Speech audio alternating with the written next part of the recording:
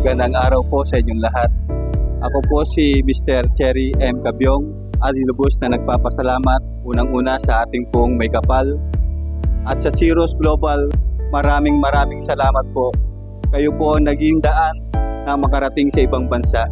At sa pamilya ko po, nasasalamatan ko sa todo suporta na ibinibigay sa akin, lalong-lalo na ang aking may bahay, ang panganay kong anak na siyang tumutulong dahil sa makabagong teknolohiya ngayon ay siyang gumaganap para maipasa ko ang mga papeles na kailangan para sa ipagtatagumpay ng aking hangarin. Hello po, I'm the eldest daughter of Mr. Cherry Cabyong and gusto ko lang din po magpasalamat sa Ceros Global dahil po sa opportunity na binigyan niyo po sa aking papa, and sana po magpatuloy po na madami po kayong matulungan katulad po yung nangyari kay papa ko na unexpected po talaga na makakaalis po siya ng bansa, and thankful din po ako na ito nga po makakaalis siya and makakatulong po siya sa family namin, lalo na po nag-aaral pa po kami, and for me as a graduating student, sobrang pasasalamat ko po kasi biyaya po to sa amin, and sana lang po mag-ingat po siya lagi and huwag niya po kaming kakalimutan, and yung Ceros Global po na tumulong po sa kanya mula umpisa